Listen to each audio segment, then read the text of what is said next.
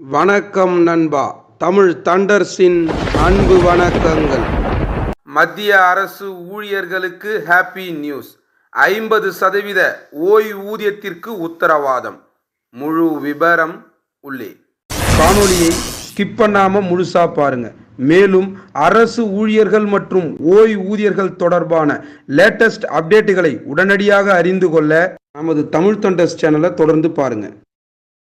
தேசிய ஓய்வூதிய திட்டம் என்பிஎஸ்ஸில் அங்கம் வகிக்கும் மத்திய அரசு ஊழியர்கள் அவர்களுக்கு கடைசியாக வழங்கப்பட்ட ஊதியத்தில் 50% ஓய்வூதியமாக தருவதை உத்தரவாதமாக்கும் வகையிலான அறிவிப்புகள் வரும் பட்ஜெட்டில் வெளியாகலாம் என்று எதிர்பார்க்கப்படுகிறது.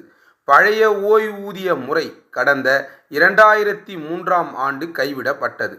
அதற்கு பதிலாக ஊழியர்கள் பங்கேற்புடன் கூடிய தேசிய ஓய்வூதிய திட்டம் 2004ஆம் ஆண்டு முதல் அமலுக்கு வந்தது. அந்த ஆண்டில் இருந்து மத்திய அரசு பணியில் சேர்ந்தவர்களுக்கு தேசிய ஓய்வூதிய திட்டம் கட்டாயமாக்கப்பட்டது.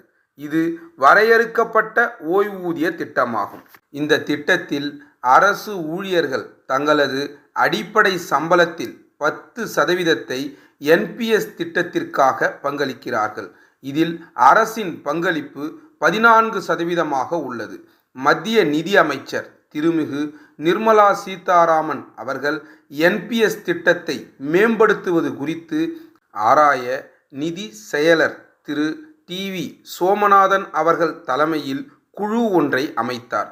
இந்நிலையில் பழைய ஓய்வூதிய திட்டத்திற்கு திரும்புவது சாத்தியமில்லை என்று மத்திய அரசு ஏற்கனவே நிராகரித்த போதிலும் என்பிஎஸ் திட்டத்தின் மூலம் ஊழியர்களின் எதிர்பார்ப்புகளை பூர்த்தி செய்ய மத்திய அரசு பல்வேறு முயற்சிகளை மேற்கொண்டுள்ளது.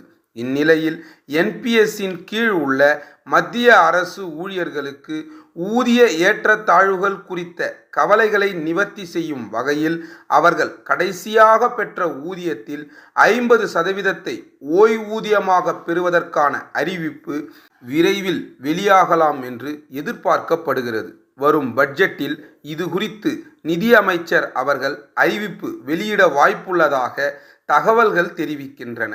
25 முதல் 30 ஆண்டுகள் இந்த திட்டத்தில் தொடர்ந்து முதலீடு செய்துள்ள ஊழியர்கள் பழைய ஓய்வூதியத்துடன் ஒப்பிடும்போது திருப்திகரமான வருமானத்தை பெறுவதாக அதிகாரிகள் தெரிவித்துள்ளனர். அதே நேரம் 20 ஆண்டுகள் அல்லது இத்திட்டத்தில் இருந்து வெளியேறுபவர்களுக்கு மட்டுமே குறைந்த ஊதியம் வழங்கப்படுவதாக அவர்கள் தெரிவித்துள்ளனர்.